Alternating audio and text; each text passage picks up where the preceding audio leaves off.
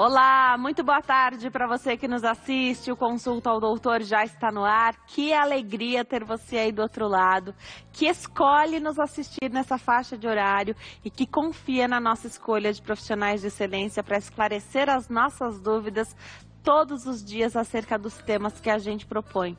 E quanta coisa a gente aprende juntos, não é verdade? Vamos saber qual é o tema de hoje? Assim você consegue participar comigo. Vamos ver. A obesidade é uma doença crônica que pode provocar outras patologias associadas ao excesso de peso, entre elas, diabetes e hipertensão. Para sair da zona de perigo, é preciso ajuda médica. Quais são os tratamentos disponíveis hoje? Qual o critério para a utilização de remédios para emagrecer? Tudo sobre os novos tratamentos para a obesidade você vai saber agora no Consulta ao Doutor. E quem esclarece as nossas dúvidas é o Dr. Ícaro Breder, ele é endocrinologista. Doutor, estou feliz de te receber aqui. Obrigada por ter vindo. Eu agradeço, Denise. Prazer. Esse tema é super interessante, né? Porque a gente sabe que a obesidade é uma doença crônica, recidivante. A OMS classifica como doença que é para dar mesmo a magnitude que a obesidade tem e a seriedade para buscar os tratamentos também. Porque parece que a pessoa que está acima do peso, ela não emagrece porque ela é preguiçosa, porque ela não faz atividade física, porque ela come demais. E às vezes ela come demais. É uma coisa que vai só aumentando, uma bola de neve, né? Às vezes está tudo em desordem, por isso que ela não faz atividade física, por isso que ela come mais, né? Então, para desestigmatizar, a gente fala tanto sobre a obesidade e tratar com a seriedade que a doença merece, né, doutor? Os dados são alarmantes, inclusive de obesidade infantil, né? Exatamente. Os índices em todo o mundo estão aumentando muito, nos Estados Unidos de modo alarmante, aqui no Brasil também. A obesidade ela é definida pelo IMC, né? Então, o índice de massa corporal, pelo peso dividido pela altura, pega esse valor e divide pela altura novamente. Então, peso pela altura ao quadrado. E ali o índice é considerado normal de 18,5 até 25, 25 até 30, sobrepeso, 30 até 35, obesidade grau 1, 35 a 40, obesidade grau 2, e maior do que 40, obesidade grau 3, que é a obesidade mórbida. E esses índices eles estão aumentando em todo o mundo, aqui no Brasil não é diferente. Juntamente com isso, aumentam as outras doenças relacionadas. Diabetes, hipertensão, artrose em joelhos, alguns tipos de câncer, como por exemplo câncer no intestino, câncer em esôfago. Então é uma doença que acaba, ovário policístico, acaba interferindo em diversos outros aspectos emocionais, aumenta a chance de depressão. Hoje nós sabemos que a obesidade, a resistência à insulina é fator de risco lá na frente para Alzheimer. Olha que curioso e triste ao mesmo tempo, né? Nossa população está conseguindo viver mais tempo, só que ganhando mais peso vai ter mais chance de ter uma doença demencial também, mais adiante. Por isso é importante a gente batalhar e lutar contra. E nada da ditadura, da beleza ou da estética, não é nada disso que a gente está falando aqui. É um peso saudável. Eu tenho gostado dos endócrinos se referirem a um peso adequado para a pessoa, não ao peso ideal, não, a um peso saudável. A gente sabe qual é um peso saudável para a gente, não sabe? Sim, e interessante também que as pessoas buscam no consultório, em geral, um peso perfeito. Padrão estética, atriz internacional. Mulheres 50 quilos. Isso. Mas a gente sabe que poucas mudanças no peso já são muito positivas. Legal. Então, na verdade, a obesidade ela é uma doença que tende a ser progressiva. Quanto mais os anos passam, mais se ganha peso. Se você parar para pensar aí na sua casa, se não fizer nada, contrariamente, todo ano vai ali 2 quilos a mais, 3 quilos a mais. Então, estabilizar o peso já é uma vitória. Uhum. Quando não ganhamos mais peso, já estamos 1-0 para a gente. Ótimo. Né?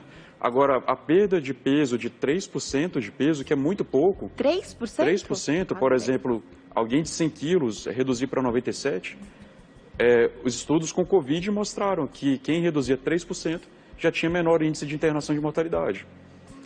Uma perda de 5% de peso já reduz chance de hipertensão, diabetes. Eu não estou falando de reduzir o peso para peso normal.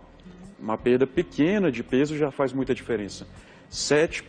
7% de peso, de redução, já dá resultado lá na frente em cirurgias para articulação de joelho. Redução de 35%, 7 para 35%.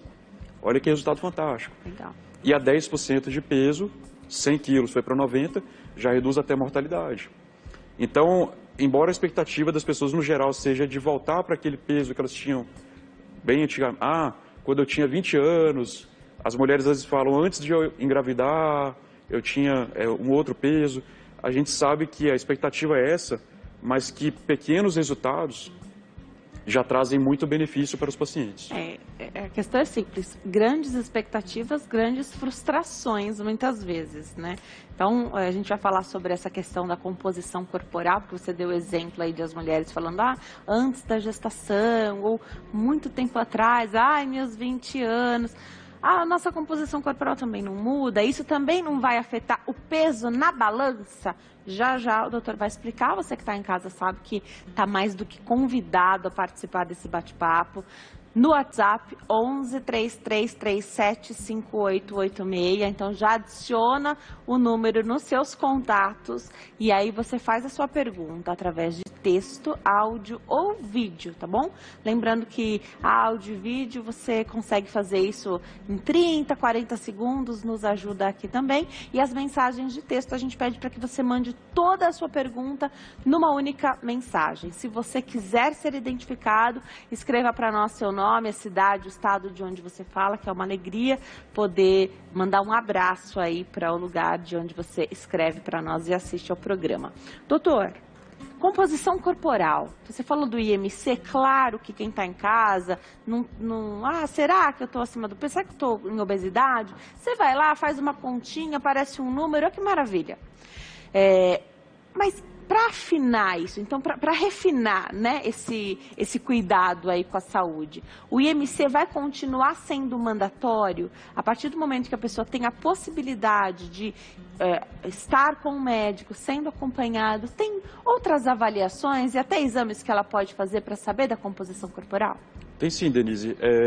Alguns deles são simples de serem feitos, como, por exemplo, medida de circunferência abdominal, circunferência de quadril, e a gente sabe que quanto mais há um aumento da circunferência do abdômen em relação à cintura, quadril, mais risco tem de novas doenças, doenças cardiovasculares, doenças metabólicas.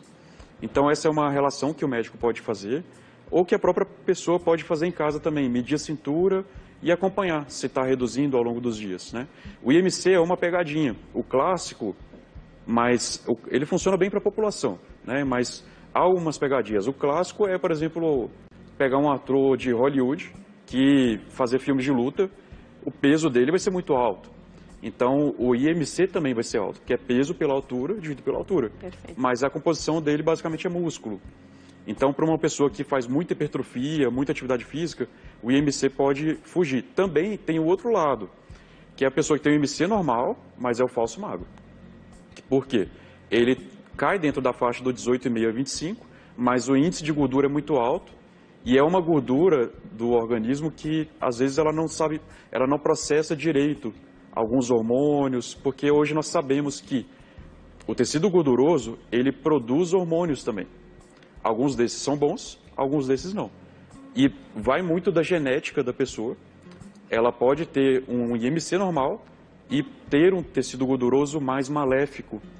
E aí acaba tendo triglicéridos mais alto, hiperglicemia, diabetes. É onde as pessoas falam assim, por que aquele indivíduo é magro e já tem diabetes, já tem triglicéridos altos, já tem hipertensão? Muitas vezes porque o tecido gorduroso é aumentado ou é um tecido gorduroso ruim. Perfeito. Então não é porque você fez a continha e está no IMC normal que você também não deva se preocupar com a sua composição corporal. O problema de tudo é gordura. Acontece que o peso na balança não faz diferenciação se é peso de músculo ou se é de gordura. Mas para isso tem a tal da bioimpedância, que é sensacional, né, doutor? É um bom exame. Ele é fácil de ser feito, em geral o custo não é alto, mas tem um pouco de variabilidade. Tá. Então, de pessoa para pessoa, ele até que funciona bem. Então, por exemplo, se eu for fazer a bioimpedância em mim, hoje, daqui 1 mês, daqui 2 meses, funciona bem para eu poder comparar. Tá. Agora, para comparação entre indivíduos diferentes, já tem um pouco de variabilidade, que a gente tem que olhar com atenção, com um pouco de cautela, mas é um bom exame. Tem bioimpedância, hoje está crescendo a densitometria de corpo inteiro, existe a densitometria óssea, que é o exame que a pessoa deita numa maca, né, e passa um aparelho em cima. Esse é para ver osteoporose, osteopenia. Nesse mesmo aparelho é possível, através de uma leitura com o software, de fazer a análise da composição corporal, e essa análise é muito mais rebuscada, muito mais refinada. Então ali ele define bem o que é músculo, o que é gordura e o que é tecido ósseo. É um exame bem confiável. Tem alguns outros mais para pesquisa, tomografia, ressonância magnética, aí são mais caros, mais difíceis de serem executados, muito refinados, mas com esses outros problemas. Então existem sim alguns outros exames que o endócrino, a nutricionista podem optar por realizar no consultório para refinar um pouco mais a composição corporal do paciente. Mais músculo com menos gordura, mais saudável. Mais gordura com pouco músculo, pior. Perfeito. Desde o começo, então você deu o exemplo de alguém de 100 quilos e é fácil, né, por conta da porcentagem, a gente usar os 100 quilos. Sempre, desde o começo, desde o primeiro quilo perdido, vale a pena a gente saber se perdeu 1 quilo de gordura ou se perdeu 1 quilo de músculo? Seria importante, porque parece que quando você está muito fora do peso, qualquer coisa que você perder, pode ser até músculo, tá bom, mas não é bem assim, né? Não é bem assim. Então, o crescimento do conhecimento a respeito de tecido muscular tem sido muito grande. Hoje nós sabemos que não só a gordura importa, mas o músculo também. Então, ter mais músculo previne contra diabetes, hipertensão, melhora a capacidade óssea, melhora a cognição, né, entendimento, a longo prazo diminui chance de demência. Então, perder músculo é ruim. Então, acaba que as pessoas sobem na balança querendo um resultado, mas às vezes aquele resultado vem de uma perda muscular. Por isso que é importante aliar uma boa alimentação, um segmento junto com profissionais da área, aliar uma boa atividade física que consiga modular isso e fazer uma avaliação especializada para definir o que está sendo perdido. Está sendo perdido é água, o que está sendo perdido é músculo, ou o que está sendo perdido é gordura. Perdeu gordura, joia. Perdeu músculo junto, quase sempre perde um pouco. Mas está perdendo muito, está perdendo mais músculo do que gordura, opa, precisa ser realinhado aqui. Legal. Vamos ver qual perguntinha que chegou através do nosso WhatsApp, 11 3337 5886. Você participa. Quem fez isso foi a Regina, conta que engordou 30 quilos após parar de fumar. Já tem 20 anos que ela parou. Agora, com 58 anos, não consigo emagrecer de jeito nenhum. Regina fala conosco de Volta Redonda, no Rio de Janeiro. Um beijo enorme para você, Regina. Obrigada por ter mandado a sua pergunta pelo WhatsApp. Doutor, parabéns porque venceu o tabagismo, né? Acho que começar te parabenizando. Muito bom. Então, prioridade, parar de fumar. Prioridade absoluta. Muito mais maléfico do que a questão do peso. Agora, veio uma outra situação, veio uma outra doença. Por que isso acontece? É comum que, quando a pessoa para de fumar, o indivíduo para, ele troque aquela compulsão que ele tinha antes pelo cigarro por uma nova compulsão, a compulsão pela ingesta de comidas. E começa a buscar alimentos com fontes de prazer rápida, carboidratos de alto índice glicêmico, chocolate, para diminuir aquela ansiedade, aquele desejo que antes vinha sendo substituído pelo cigarro. Existem algumas medicações hoje que trabalham em cima dessa linha de diminuição de compulsão. Agora, no caso dessa paciente que ganhou peso, já faz um bom tempo que ela parou de fumar, ela não conseguiu perder novamente, precisaria, de novo, avaliar a avaliação corporal, porque tem uma questão importante aqui. Quanto mais gordura tem para o mesmo peso, menor a taxa metabólica. E quanto mais músculo tem para o mesmo peso, maior a taxa metabólica. Ou seja, para o nosso organismo acelerar e ele ter uma taxa metabólica, um consumo calórico alto, precisa ter mais músculo. Então, talvez essa pessoa tenha uma quantidade de músculo mais baixo, com alto teor de gordura, isso faz a taxa metabólica vir muito mais abaixo. Junte-se a isso menopausa, redução de hormônios femininos, maior redução ainda de taxa metabólica.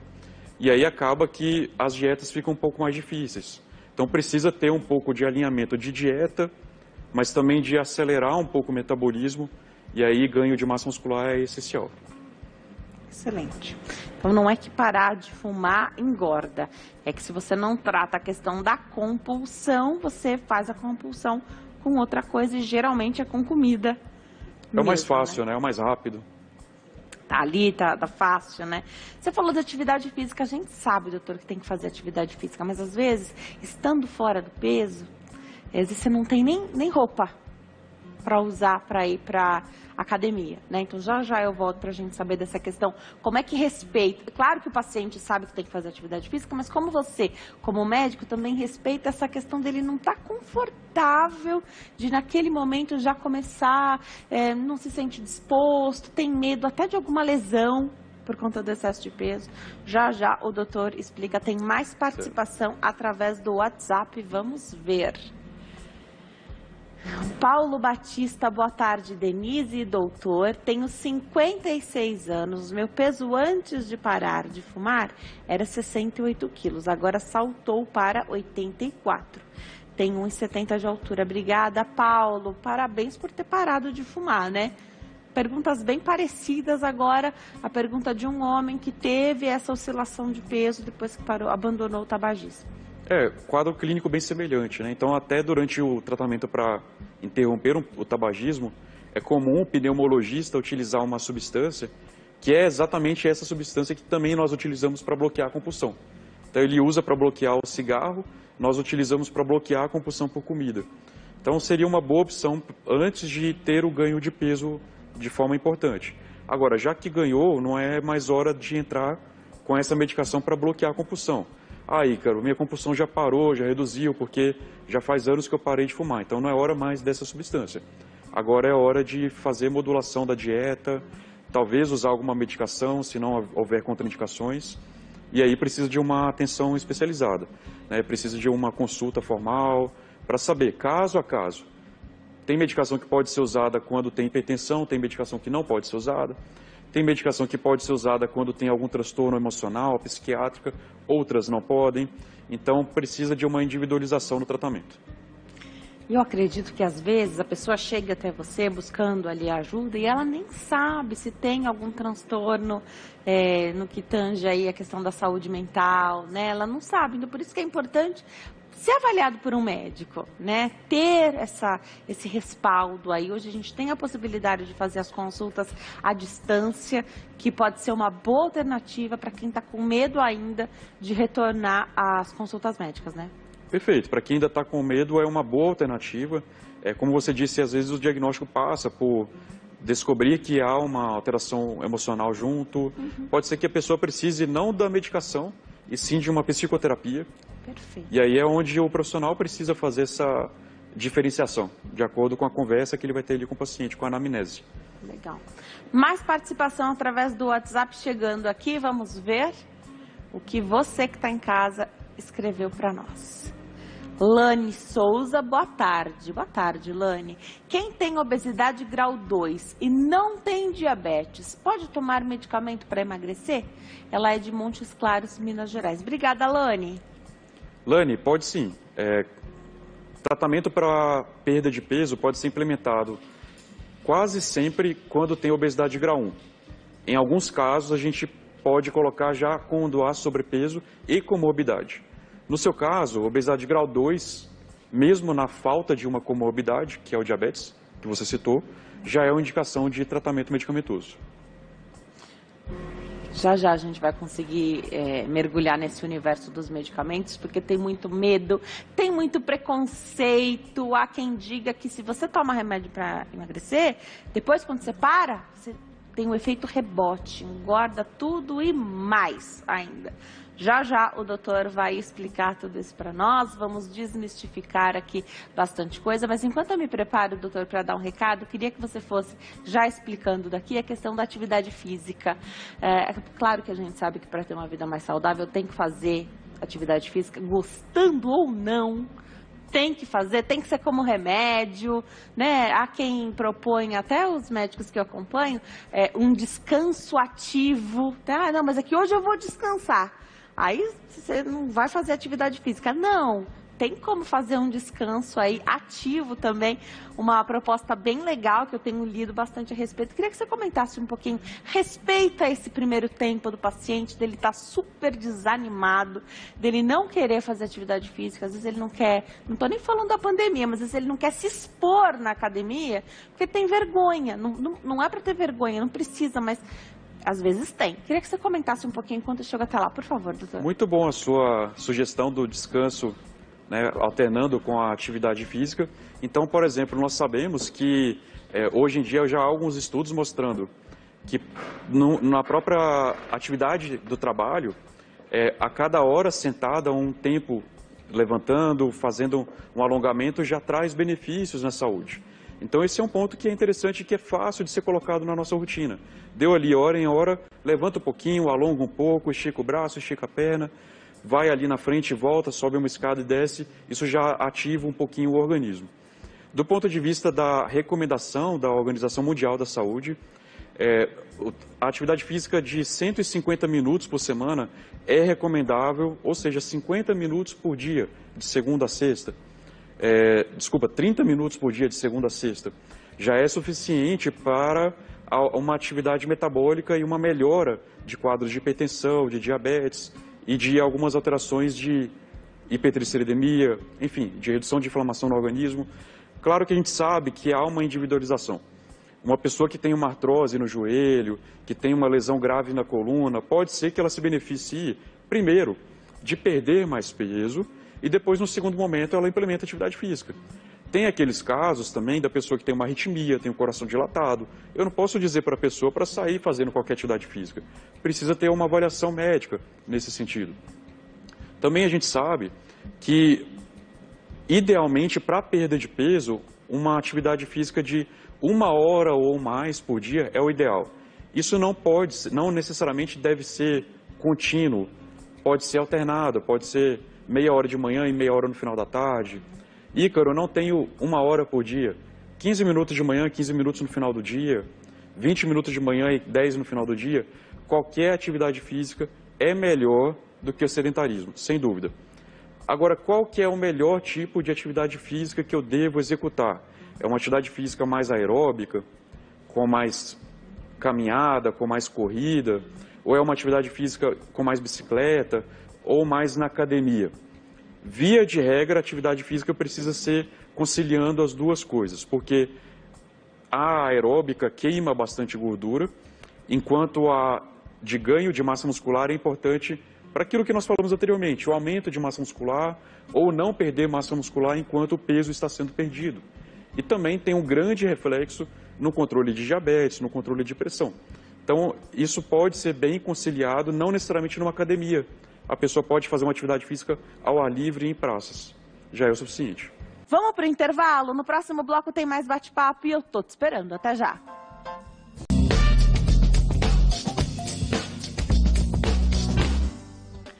Nós estamos de volta. Hoje o Consulta ao Doutor fala sobre novos tratamentos aí para combater a obesidade. Vários assuntos sendo falados por aqui. A gente vai ter a oportunidade de falar bastante sobre os medicamentos usados para tratar a obesidade. Se a obesidade é uma doença, por que utilizar remédios parece um problema para muitas pessoas? Por que há tanto preconceito? Mas não há para tratar hipertensão, diabetes, outras doenças, mesmo da questão metabólica, vão muito bem. As pessoas, tudo bem, ela toma remédio porque tem determinada doença. Mas por que para a obesidade parece um grande estigma, né? E há quem diga popularmente que, você tomou remédio para emagrecer? Quando parar de tomar, você vai engordar, ainda tem efeito rebote, engorda o que estava antes e ainda mais. Será que é isso que acontece? E será que se isso acontece, tem uma explicação para acontecer? Dr. Ícaro Breder é o nosso convidado de hoje, médico endocrinologista, está explicando tudo para nós. A gente já volta para esse segundo bloco com pergunta do WhatsApp. 11 3337 5886, vamos ver. A Bruna, é verdade que comer de 3 em 3 horas é o ideal para emagrecer?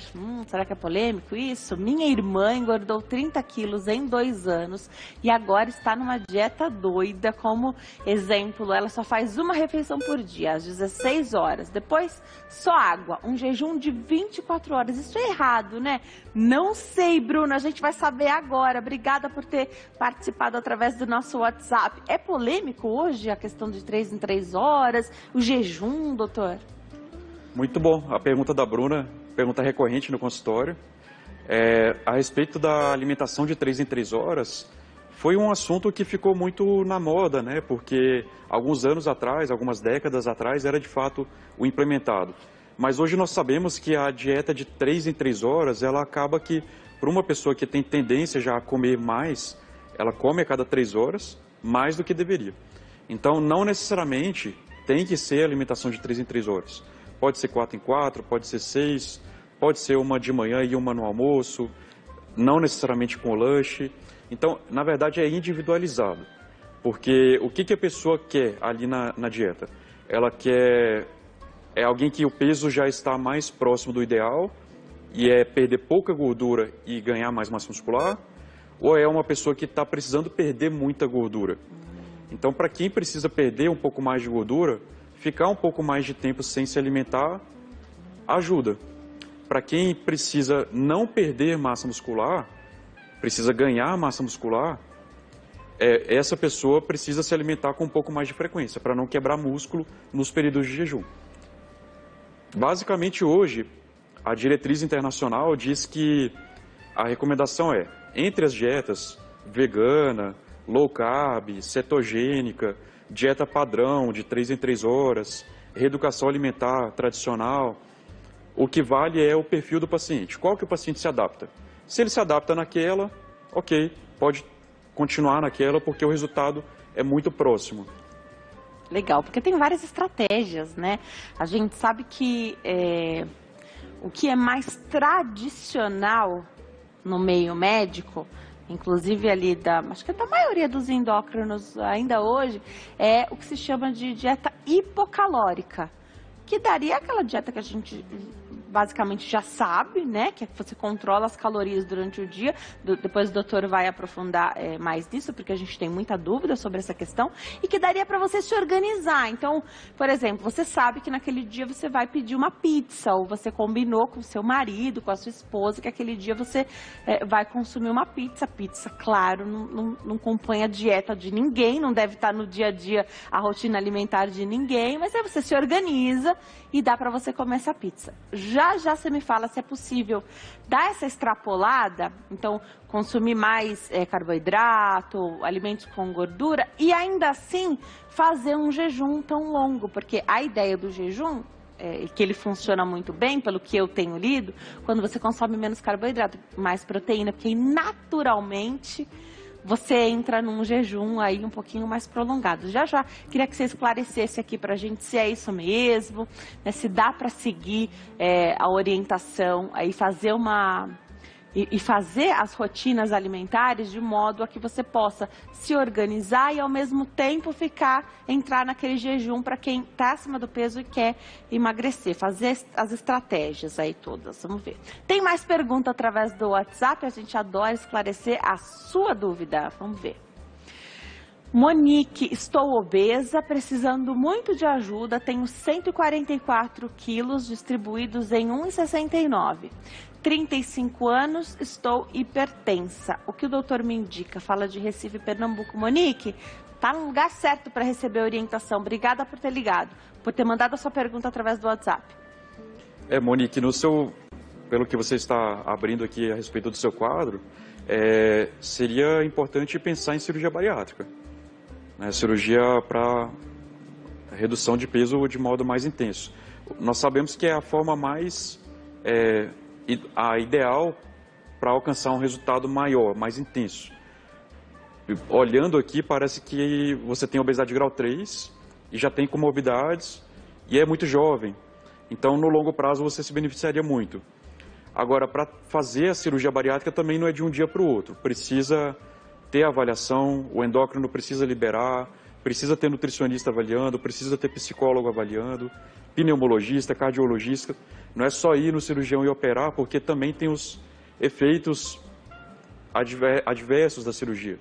Alguém que tem muita compulsão e que por isso ganhou muito peso, na hora que opera fica impedido de comer tanto, mas pode jogar a compulsão em uma outra coisa. Então, por exemplo, tem relatos de pessoas que desenvolvem compulsão por bebida alcoólica, por cigarro, por drogas, por jogos. Então, precisa estar bem alinhadinho isso, mas é possível que você precisasse sim pensar, cogitar em uma cirurgia bariátrica. Perfeito. Monique, então tema para você pensar aí na sua casa e procurar uma consulta médica, né? Sem a orientação ali específica para você pode ficar muito difícil. E nesse aspecto, a liberação pelo CFM das consultas à distância é fantástico. Eu acredito que mesmo após o final aí do decreto da pandemia, quando a pandemia terminar, que essa prática possa continuar sendo permitida, porque a presença dos médicos hoje na internet é muito forte. E através das redes sociais não é possível passar uma orientação específica. Então, através de consulta, sim, quando está oficializado aí que se trata de uma consulta, é possível avaliar melhor aí o seu caso. Você merece, você se cuide, porque quem se ama se cuida. Doutor, vamos falar um pouquinho então sobre o jejum. E se é possível seguir uma estratégia de jejum, 24 horas sem se alimentar. Mas aí você está se arrastando as últimas horas, você está morrendo de fome. Eu entendo que a ideia do jejum não é sofrimento, né? O jejum intermitente, né, que está muito na moda, ele tem vários modelos. Tem jejum de 16 horas, tem jejum de 18, 20, até 24 horas. E a ideia basicamente é retirar uma refeição do dia correspondente àquele período. Então, por exemplo, a pessoa entrou em jejum às 8 da noite. 8 da noite até 8 da manhã, 12 horas.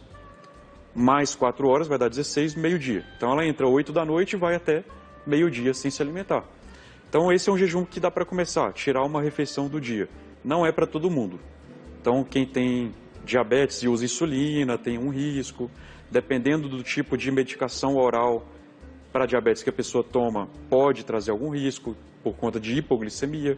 Então tem algumas nuances aqui que a gente tem que tomar cuidado. Mas é uma terapia que tem sido implementada em todo mundo, tem resultados positivos em muitos estudos. Há sim uma perda maior de peso, há uma perda maior de gordura, mas é também uma terapia que leva a muita perda de massa muscular. Então precisa ficar atento a isso também. Não dá para fazer desassistido, né? Não dá para fazer desassistido. Precisa estar com um profissional junto para modular isso. Você falou do perfil também do paciente. Se é aquela pessoa que adora tomar café da manhã, café da manhã é a refeição mais importante do dia daquela pessoa. Passar mal, se eu não comer de manhã, eu passo mal. Então, tem que ver a questão do horário do jejum. Talvez essa estratégia que parece mais fácil porque a gente pega o tempo da noite, né? Pode não ser tão interessante para você se alimentar ali só ao meio-dia, né? Então, também o que a pessoa consegue aderir, porque mais importante é a adesão, né? Voltando ao que nós falamos anteriormente, qual que é a melhor dieta? É aquela que o paciente consegue seguir. Se ele estiver conseguindo seguir, ótimo. Colocar uma coisa muito drástica, que a pessoa fica se arrastando o dia todo, porque, se eu não tomar café da manhã, eu não sou ninguém durante o dia, eu não produzo no meu trabalho. Isso. Não vai dar certo no longo prazo. Perfeito. E até a gente consegue, às vezes, fazer alguns dias, algumas semanas, mas a ideia é fazer algo que a gente consiga manter, né? Fazendo pequenas adaptações. Quem está muito fora do peso, às vezes vai precisar restringir um pouquinho mais, mas tem que ter constância. Da atividade física também, né? Constância. Vamos saber quem fez a perguntinha através do WhatsApp? A gente adora as perguntas através dessa nova ferramenta. Luzinete Abreu.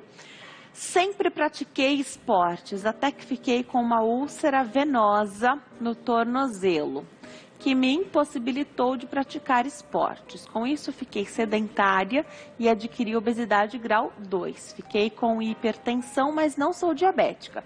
Devido aos corticoides que tomei para aliviar as dores, aumentei muito de peso. Tenho 52 anos e não consigo emagrecer. Já tenho indicação para bariátrica? O que fazer? São Luís do Maranhão. ela não fala o peso, ela não fala a altura, nem tem como a gente calcular esse IMC agora.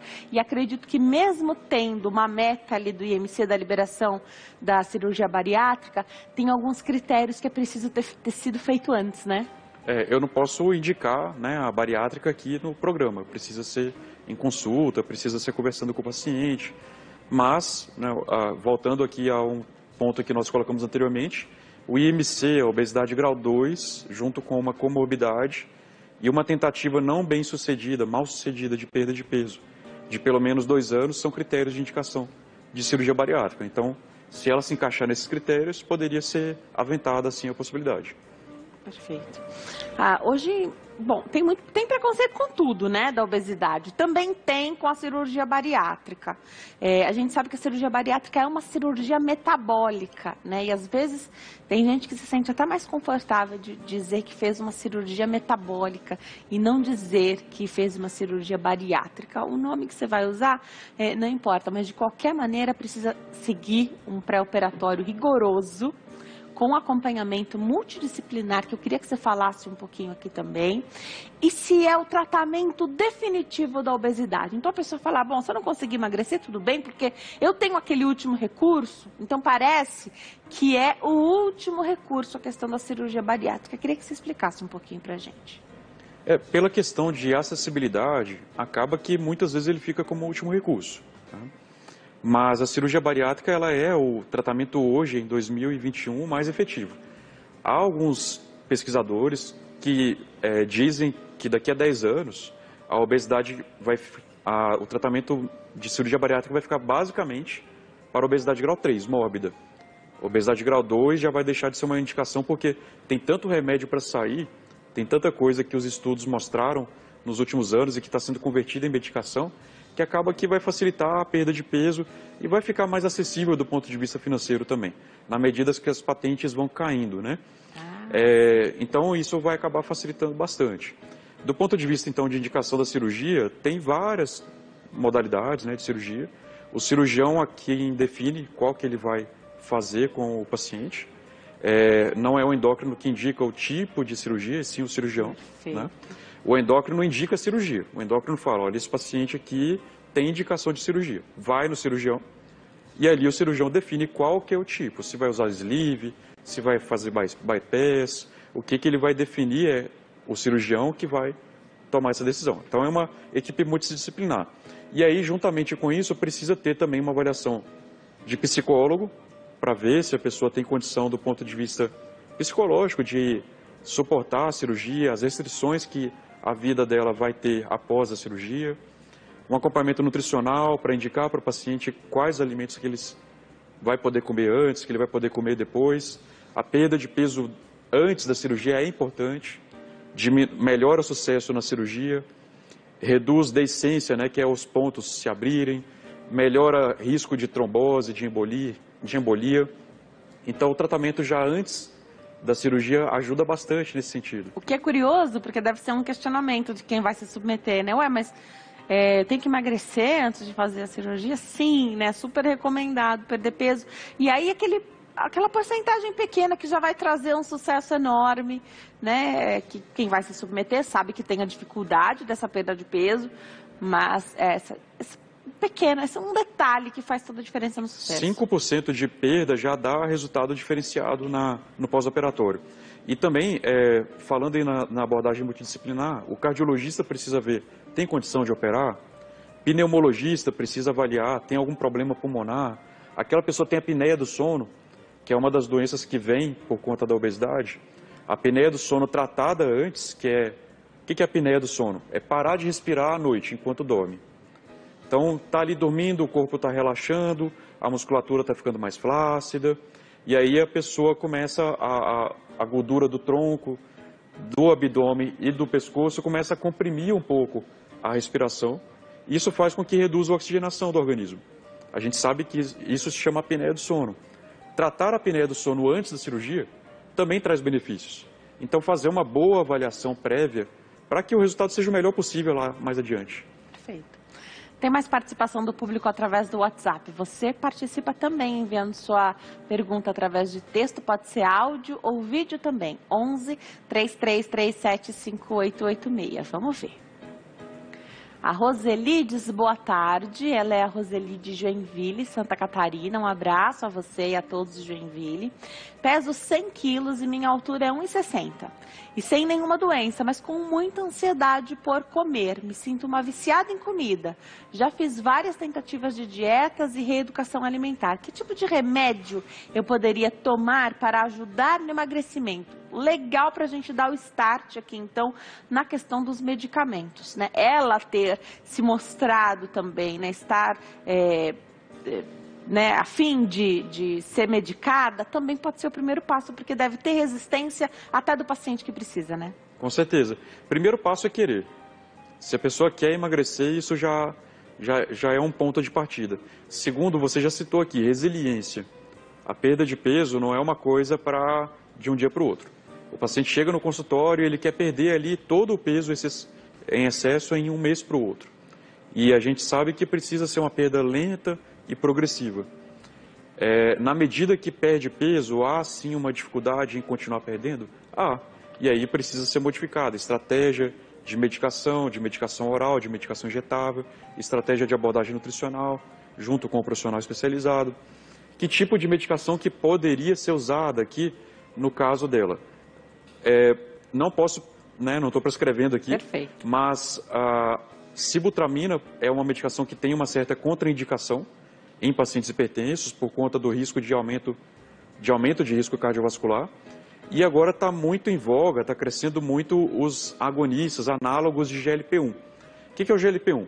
GLP-1 é um hormônio que nós temos no nosso organismo, que comunica o intestino com o cérebro. Então, há uma conversa ali de intestino com o cérebro. O que o intestino fala para o cérebro? Ele fala, olha, chegou comida aqui, não precisa comer mais agora, já estou cheio. E o intestino também fala para o pâncreas, pode produzir insulina. Então, ele faz essa conversa e quem faz esse sinal, essa conversa, é o GLP-1. Então, após os cientistas descobrirem isso, a indústria adaptou a molécula, que dura poucos minutos em nosso organismo, para durar 12 horas, ou 24, ou uma semana. E aí algumas medicações surgiram para tratar a obesidade, como liraglutida, como semaglutida, que são medicações que têm um bom perfil de segurança, não mexem com a hipertensão, não modificam, não pioram a hipertensão, até tem um efeito oposto, reduzem ali mais ou menos 5 milímetros de mercúrio na pressão arterial, isso é um efeito pequeno, mas positivo, e resultados positivos em redução de risco cardiovascular em pacientes que tinham diabetes e usaram a medicação. Provavelmente esse benefício também se replicaria naqueles que são obesos sem diabetes, né? Mas é uma hipótese, não temos certeza disso. Mas o que importa é uma medicação bem segura. Essa classe dos agonistas e análogos de GLP-1 me parece ser uma medicação que seria uma boa para a Roseli. Tem a questão das patentes, eu acho que você estava se referindo a também esses remédios que têm um custo elevadíssimo. Então, eles acabam por excluir, porque não é possível você fazer a compra só de um, né? Às vezes a pessoa fala, doutor, mas eu dou um jeitinho aqui, né? Dá para eu comprar. A constância no tratamento também é importante, então tem que ser algo que a gente consiga comprar por longo período, né?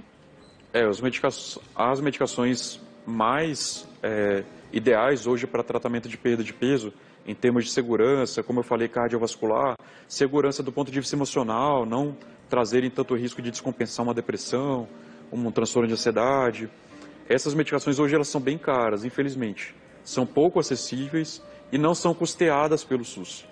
Mesmo por pedidos administrativos, no alto custo, o SUS infelizmente ainda não fornece essas medicações. E sim, é um tratamento de longo prazo.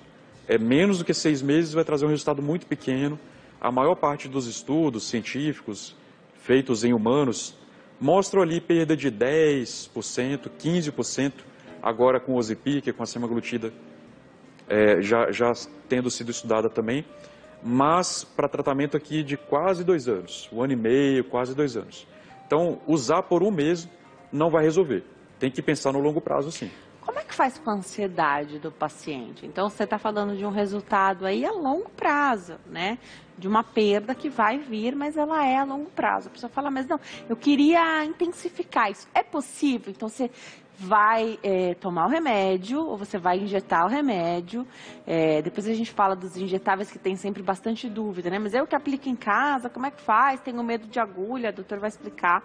Ou tem muito remédio via oral também novo e excelente, né? E os antigos também funcionam muito bem. Queria que você comentasse um pouquinho como é que faz com a ansiedade. Dá para fazer aquele começo mais rápido? Tem prejuízo em perder peso mais rápido no começo? A gente sabe que é mais fácil perder os primeiros quilos rápido, né? Os primeiros quilos perdidos, eles são muito ali de perda de água. Então, também o paciente subiu na balança, acha que perdeu muita gordura, pode ser que ele tenha perdido muita água, muito glicogênio no começo da perda de peso. No longo prazo, ele vai perdendo ali 2 quilos por mês, 3 quilos por mês. Excelente, Às né? vezes acha que está muito pouco. Eu tenho um paciente no consultório que está comigo há 3, 4 anos e que vinha relutando, estava perdendo 1 quilo, 1,5 quilo, 500 gramas. No outro mês ganhava 500 gramas. Queria desistir do tratamento e a gente foi insistindo. E aí, ao longo de 2 anos, 2 anos e pouco, a gente já tem 20 quilos, 20 ou um pouco mais até, Excelente. de perda. Quando a gente chega aqui em 3 anos, né, perdendo 500 gramas, 1 quilo, isso dá um bom resultado no total. Então, a pessoa precisa ficar um pouquinho menos ansiosa, o paciente um pouquinho menos ansioso com essa perda aguda. Então, olha só, a gente já está em 2021, já é setembro, já passou quase que o ano todo. O ano passa muito rápido, 2 anos passam rápido, de uma Copa para outra são 4 anos, daqui a pouco vai ter outra Copa já. Então, o tratamento, coloque no longo prazo, coloque ele 2 anos, 3 anos, de meta, vai devagarinho, vai perdendo 1 quilo, meio quilo, ganhou um outro mês porque teve festa, ficou um pouco mais ansioso, veio familiar em casa, teve algum evento diferente, retome, porque no longo prazo funciona. A gente vê esse resultado sendo, na prática clínica, a gente vê isso. O problema é desistir, né? Então você coloca a perder ali porque num mês você não teve a perda que você esperava ou não teve perda nenhuma, às vezes ganhou peso, mas compromete o seu tratamento como um todo, né? Exatamente. Então é o segredo da resiliência de novo, né? Envergar, mas não quebrar, continuar a tratar, ganhou ali meio quilo, não perdeu nada, subiu a balança e não perdeu peso, continue. Volte, intensifique um pouquinho mais a dieta, um pouquinho mais a atividade física. No mês que vem perdeu meio quilo, só meio quilo? Não, em um ano isso dá 6 quilos, em 2 anos são 12. Mas então está caindo por terra uma fala bem popular, as pessoas costumam dizer que emagreceu porque tomou remédio. Remédio emagrece alguém, ele sozinho é possível emagrecer alguém, ou se não tiver nenhum esforço de quem está ali do outro lado, né? De quem toma esse remédio, ou quem aplica esse remédio, se não tiver esforço, não tem resultado. Olha, Denise, a medicação é uma adjuvante, né? Então, ele é um coadjuvante, o ator principal é o paciente. Pode estar na Inglaterra, pode estar nos Estados Unidos, pode estar no maior centro do mundo, recebendo a melhor medicação do mundo. Se continuar comendo lanches, se continuar comendo pizza, toda hora, né? Você até falou uma hora, era uma das perguntas que a gente já vai voltar. Né? Então, está comendo ali todo dia sim, dia não, aí não vai, o remédio não vai fazer efeito. Eu já tive paciente que lutou muito para comprar o remédio, então deu muito valor. E aí fez uma boa dieta e fez atividade física e conseguiu um bom resultado. E eu já tive paciente que o pai quis dar, o paciente não queria muito. Corta a fome? Corta. Agora, o pudim está ali na frente? Não enche tanto. Mas a vontade, o olho está crescendo, a gente acaba comendo. Então, ele corta sim a fome, diminui o apetite, diminui a ansiedade, diminui. Mas isso precisa vir junto de uma mudança da alimentação. Já te pergunto de outros remédios e muitos que têm, eu acho que uma ação no sistema nervoso central e também sofrem bastante preconceito. Por isso, também depende muito de como o paciente vai reagir, né, com o uso daqueles remédios. Pode ser tentativa e erro, não sei, já o doutor vai falar para nós. Agora tem mais participação através do WhatsApp, vamos ver. A Jéssica diz, boa tarde, tenho 33 anos, sempre tentei emagrecer, estou com 118 quilos, 1,68 de altura, sou muito ansiosa e acabo comendo. Será que a bariátrica seria eficaz? Obrigada, Jéssica, pela sua pergunta. Doutor? Muito bom, né? A Jéssica trazendo aqui uma contribuição importante. A bariátrica é sempre eficaz? Quase sempre ela funciona muito bem, principalmente nos primeiros 2 anos. E é aí que está o problema. Porque para quem não fez uma boa modulação da dieta, para quem não mudou a concepção de como encarar a comida, conseguir dominar, conseguir se frear um pouco diante da comida, quando passa 2 anos começa a ter um novo ganho de peso. E o reganho Infelizmente, de peso é a gente tem pacientes no consultório que às vezes chegam, operou com outro colega, 7 anos, 8 anos atrás, Ícaro, eu ganhei tudo de novo, eu tinha perdido 30, 35 quilos, voltou tudo, o que eu faço agora? E aí a gente tem que começar do zero, lutar de novo para perder de peso com um problema, porque a bariátrica está lá e a reposição de vitaminas, a suplementação, isso não vai deixar de ser feito. Então a pessoa tem que continuar fazendo o tratamento da bariátrica junto com o tratamento para perda de peso. Portanto, a bariátrica não pode ser entendida como, ok, operei, solucionei meu problema. Não.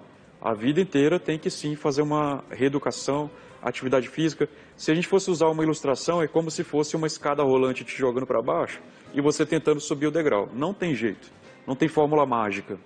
Precisa tentar o esforço subindo ali os degraus. Legal. Vamos para o intervalo? No próximo bloco, será que pode comer pizza? Será que uma refeição livre aí na semana vai comprometer? E quando não é só uma refeição livre? E quando o seu final de semana já começa na quinta-feira com delivery e o junk food todo? Até já!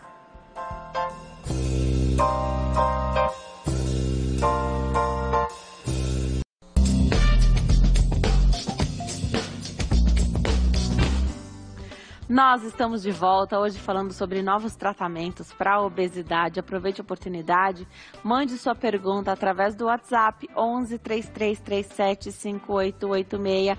Nosso convidado é o Dr. Ícaro Breder, endocrinologista. Doutor, vamos falar um pouquinho, a gente agora, por conta da pandemia, está com a vida social parada, né? Pelo menos devia estar parada a vida social.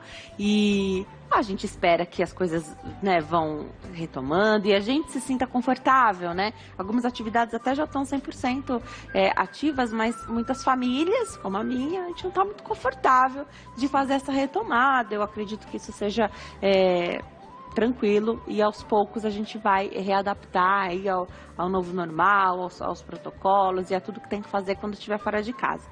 Mas a questão do alimento, mesmo em casa, os deliveries, hoje o serviço que não tinha entrega em casa, hoje tem. Aquele restaurante que você adorava, ele não entregava antes, hoje ele entrega com certeza. Né? Para se manter, eles tiveram que fazer isso muito fácil. Às vezes era um impeditivo, né? Eu não vou sair, não quero sair esse fim de semana. Aí você não ia naquele restaurante que oferece aquela comida super gordurosa que está fora de qualquer dieta. Agora está na porta da sua casa. E eu dei o exemplo, estava falando aqui, dei o exemplo de pizza, né? Sempre uma delícia, mas com certeza não deve fazer parte da rotina alimentar de ninguém diariamente, mas um programa especial, uma data, uma comemoração, aquele dia que você está off da cozinha, né? E você vai sim optar por uma comida, um fast food, o pessoal chama de junk food, né? Pode.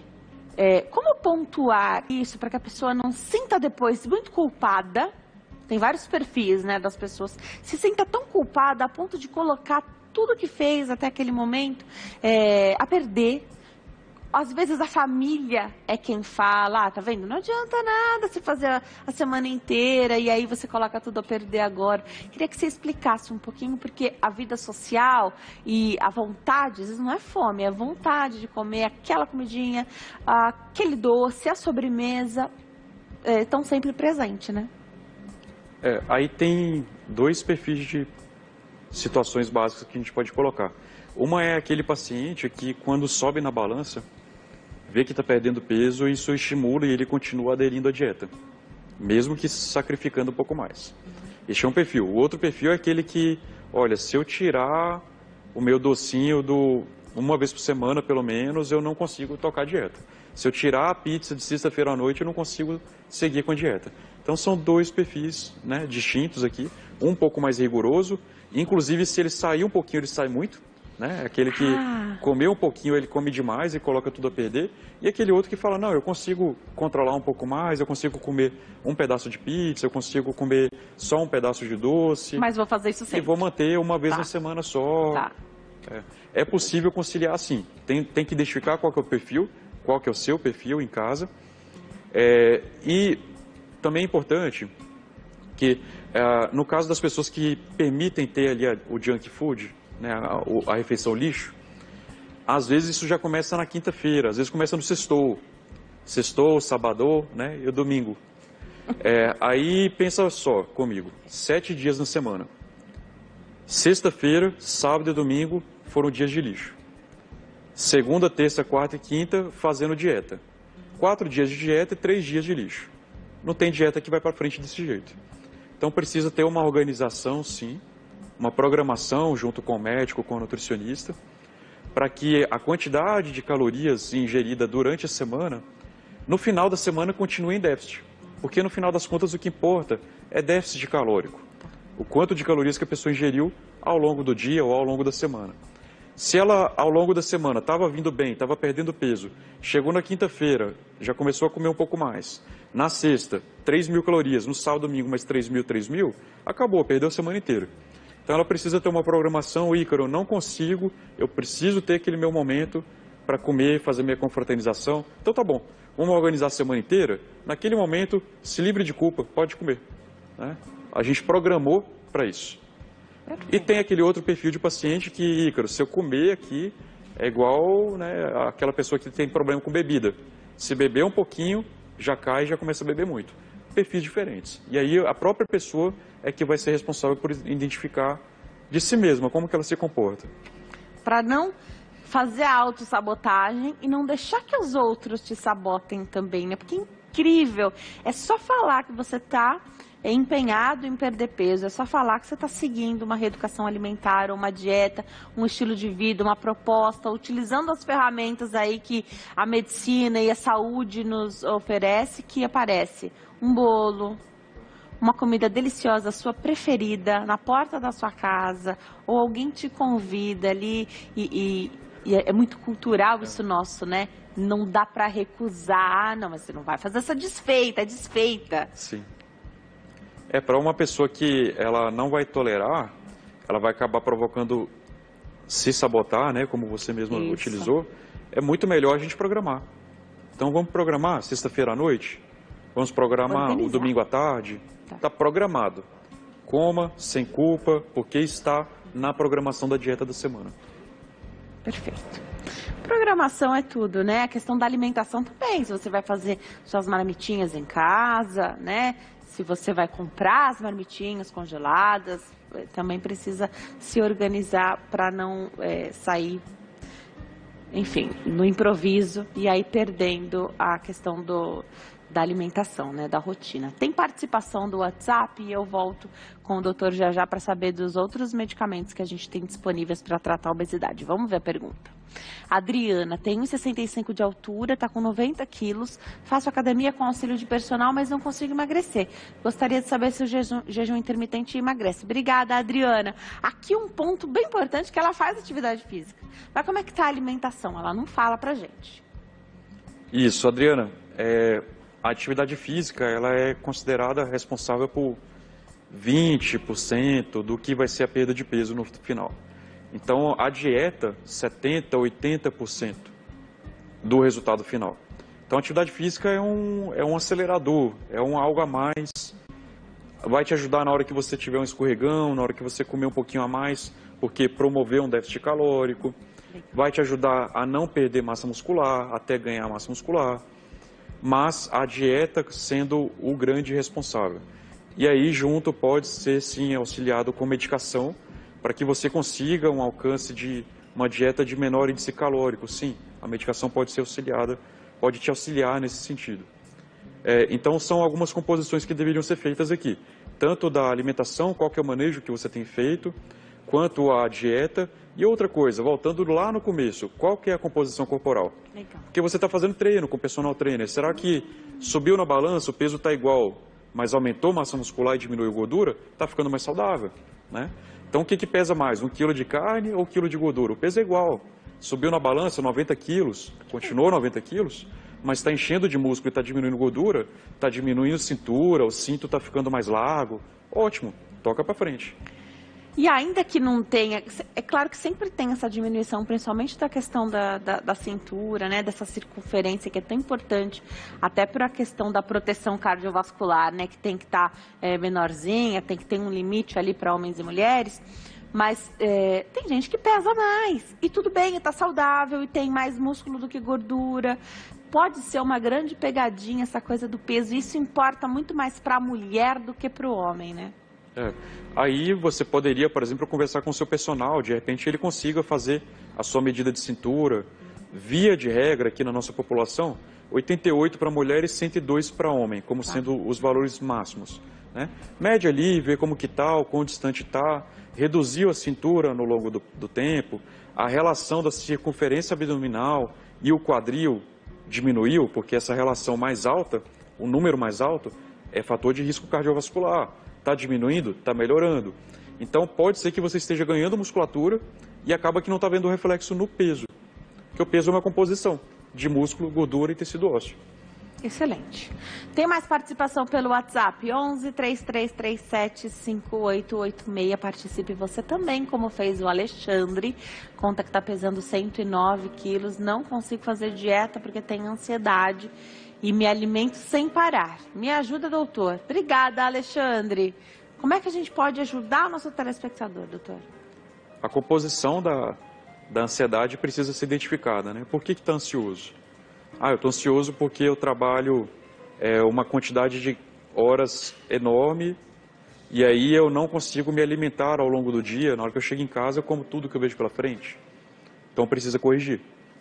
Eu estou ansioso porque eu não faço nenhuma atividade física, eu fico sedentário, só dentro de casa, quarto fechado, escritório fechado, home office, trabalhando em casa. Aí na hora que eu termino meu trabalho, o meu chefe ainda pede para eu fazer alguma atividade extra, acaba que eu fico ansioso e vou na cozinha e como tudo que eu vejo pela frente, é chocolate, é doce, é açúcar, o que vier primeiro, né? Os pacientes dizem isso. Então precisaria ter uma alternativa de atividade ao ar livre, uma atividade física para poder liberar um pouquinho de endorfina, um pouquinho de hormônios de prazer, de dopamina, para melhorar um pouquinho a sociedade? Pode ser que seja isso. A ansiedade é de causa psicológica, pode ser que tenha a vantagem em fazer uma terapia junto com o psicólogo. Será que precisa de um ansiolítico? Individualizado, tá bom, Alexandre? Então, algumas dicas que eu dei aqui que você pode tentar pensar aí no seu caso, aí na sua casa, onde é que está o problema. Doutor, vamos me preparar para dar um recado? Enquanto eu chego até lá, a gente sabe que não é porque a pessoa come melhor, né? Então come alimentos mais saudáveis, que ela não tem problema com a obesidade. É possível ser obeso comendo só o que vem da terra, da natureza, né? Mas é diferente o tratamento desse perfil de pessoa. Então, é alguém que descasca mais, desembala menos. É alguém que já tem ela peca na quantidade, mas a alimentação dela é ótima. Às vezes exagera em quantidade, mas na qualidade está perfeito. É diferente tratar, então de repente a pessoa está tá menos intoxicada, ela tem os produtos, ela não consome aqueles produtos que são multiprocessados, né? Queria que você comentasse um pouquinho enquanto eu chego até lá, por favor. Perfeito. Então, Denise, os alimentos processados e ultraprocessados são alimentos que não estão bem aí na natureza, são alimentos que o ser humano teve que modificar para que chegassem à nossa mesa. São alimentos que precisam ser mais embalados, são alimentos que têm maior teor de sódio, de gordura, maior teor de açúcar, e são os alimentos mais prejudiciais para o nosso organismo. Por quê? Maior teor de sódio, maior risco de hipertensão, maior teor de açúcar, de carboidratos, maior risco de obesidade, de diabetes. Então, sim, os alimentos mais processados trazem mais risco para a nossa saúde. O contrário é válido, os alimentos menos processados, mais naturais, frutas, legumes, verduras, material fresco, tirado da natureza, é muito melhor para a nossa saúde. Então, aquela pessoa que tem o hábito de comer muito alimento processado, tem o hábito de comer muito produto que já está pronto, ou junk food, que já vem pronto, já vem tudo embaladinho, na hora que ela troca para um alimento feito em casa, muitas vezes essa simples troca já traz reflexos na perda de peso e na melhora de saúde. Alguns pacientes melhoram a hipertensão, outros têm melhoras de glicemia, de diabetes, outros melhoram muito o colesterol. Já tive pacientes com colesterol bem alto, porque comia todo dia lanche desses prontos, hambúrgueres que já são prontos. Então, sim, a troca para um alimento mais natural é muito bem-vinda, né? Mais rico em alimentos, em frutas, em verduras, em legumes, com certeza traz benefício. Vou voltar para o bate-papo com o doutor e tem pergunta chegando pelo WhatsApp. Eu vou ler para vocês aqui, deixa eu ver. A Sônia Menezes faz a pergunta para a filha dela, que tem 1,56 e 98 quilos. Ela tem síndrome de Aport, doutor, que é uma doença crônica renal. Não é hipertensa nem diabética. Qual seria a melhor dieta e exercício para ela, que tem apenas 22 anos de idade? 1,56, 98 quilos, ela tem então uma doença renal crônica, doutor, e 22 anos apenas. Dá para orientar alguma coisa para essa mãe aflita fazendo a pergunta para a filha? Sim, sim, vale a pena nesse caso passar com uma nutricionista especializada em tratamento de pacientes com doença renal crônica, para que ela calcule a quantidade de proteínas que deve ser ingerida ao longo do dia, considerando que tem essa doença renal, né? Lembrando que há alguns estudos que apontam que o alto índice de ingesta proteica pode trazer algum malefício para o rim em quantidades muito altas, né? Então, por isso, precisaria de um ajuste nesse sentido. Seria um tema um pouquinho controverso a gente dizer que a low carb, por exemplo, não poderia ser utilizada para ela, porque a low carb ela tende a ter um pouquinho mais de proteína do que outras dietas, mas há um estudo, pelo menos um estudo randomizado de mais confiança, que mostra que não traz tanto problema. Então, Ícaro, posso comer proteína ou não posso comer proteína tendo doença renal crônica? Tem um limite seguro que deve ser calculado com base numa avaliação nutricional. Por isso, voltando aqui, deveria ser consultada uma nutricionista especializada nessa área para adequação da quantidade proteica para sua filha. Nesse caso, pode ser como ela já tem uma doença crônica, né? Pode ser que ela precise mesmo pesar a comida, pode ser que a dieta para ela precise ter mais uns detalhes aí, que ela vai se acostumar ao longo do tempo, mas com mais rigor, porque ela já tem uma doença renal. Mas não é impossível dela encontrar um equilíbrio, fazer a perda de peso, promover perda de peso, ganhar disposição, né? Então, sabendo da doença, então quando ela já tem essa informação, ela consegue buscar os profissionais. E tem medicação que pode ser usada com uma boa segurança no caso de doença renal crônica. Ah, tá. Depende um pouco aí de como que está a taxa de filtração dela, se ela faz hemodiálise, se não faz. Mas tem aí, voltando os agonistas, os análogos de GLP-1, né? São medicações seguras também para essa faixa. Então, é uma forma também de abordar e de auxiliar a sua filha. Doutora, a gente passou por uns anos onde houve a retirada do mercado de alguns medicamentos que eram utilizados para emagrecer e depois alguns voltaram, na era antes desses injetáveis, né, que a gente tem hoje, então já faz algum tempo, isso já foi uma fase que já passou, mas eu recebia os profissionais aqui e eles diziam que eles tinham menos ferramenta para tratar de uma doença que é tão séria como a obesidade, porque os produtos foram tirados do mercado, né? Muito disso eu acredito, claro que tem a contraindicação, né, dos remédios, inclusive desses que foram retirados, mas há muito por conta de uma utilização sem acompanhamento também, né? Porque quem faz o uso do remédio estando acompanhado, está tudo sob controle ali, seja qual for o remédio que esteja tomando. Estou errada? A obrigação do médico que prescrever e cuidar dos efeitos colaterais. Então, a gente precisa, sim, né, fazer o acompanhamento e ir cuidando dos efeitos adversos para que eles não aconteçam. Há um preconceito, claro que há, né? Tanto no sentido de rebote de peso, como você mencionou anteriormente, como no sentido de, será que vai levar algum transtorno emocional? Será que vai ficar dependente do remédio? Hoje nós sabemos que a obesidade é uma doença crônica. E por ser uma doença crônica, ela precisa de um tratamento também crônico, né? Então, quando uma pessoa tem hipertensão e ela para de se cuidar, para de tomar o remédio, a pressão sobe. Na hora que tem um diabetes e para de usar a medicação, a glicemia sobe. Então, as pessoas aceitam bem que elas vão ter que tomar remédio para a vida inteira por conta disso. E para a obesidade? Bom, para a obesidade a gente sabe que tem um tempo de segurança, mas mesmo não usando medicação em algum outro momento, porque já alcançou o resultado ou porque não foi possível continuar comprando, o tratamento continua. Qual é o tratamento? Dieta, atividade física. Pode ser que precise usar o remédio como manutenção também? Então, mais espaçado, ou fazendo isso com segurança, só para não perder absolutamente o efeito? Pode. Tem alguns estudos clínicos mostrando que dá para a gente modular a dose. Então, vamos supor que uma medicação precise de 1 mg/8 para poder funcionar mais, vamos supor. E aí, você quer alcançar uma manutenção, você poderia reduzir para 0,6, 0,3, usar dia sim, dia não. Então, sim, há formas da gente fazer essa modulação. Vamos ver se dá para responder a última perguntinha que chegou através do WhatsApp. A gente vai ter pouquíssimo tempo, doutora Cláudia Castro. Teve filho há 4 meses. Parabéns, Cláudia. Que momento gostoso. Qual dieta eu posso fazer? Porque estou amamentando e não quero diminuir a produção do leite. Estou feliz com a sua preocupação também com a produção do leite. Continue amamentando seu filho, que é o melhor alimento para ele, né, doutor? Explica rapidinho, 1 minutinho. Primeiro, uso de medicações contraindicado no caso de amamentação. Não tem muito estudo a respeito. Dieta na lactação, a dieta mais tradicional seria a preferível. É o que a gente mais conhece, já se tem há muitos anos, a hipocalórica, alimentando ali a cada 3, 4 horas com uma menor taxa de calorias ao longo do dia. Essa seria uma dieta mais ideal, né? Eu não seria muito ousado, não.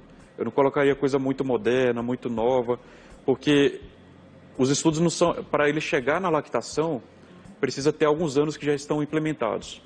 Como é o seu caso é de uma lactante, né, eu seria um pouco mais conservador. Perfeito. E amamentar gasta bastante caloria também, Tem né? muitas que já emagrecem na própria amamentação. Dá muita fome, mas perde bastante caloria. Vou deixar os contatos do doutor, www.dr-icarobreder.com é o site e o Instagram, @dr.icarobreder. Doutor, adorei te receber aqui e aprender com você. Volte outras vezes. Eu agradeço novamente, viu, Denise? Foi ótimo. Obrigado também a todos os participantes do programa. Obrigada, bom fim de tarde. Obrigada a você que escolheu nos assistir. Fiquem com Deus e até amanhã. Tchau.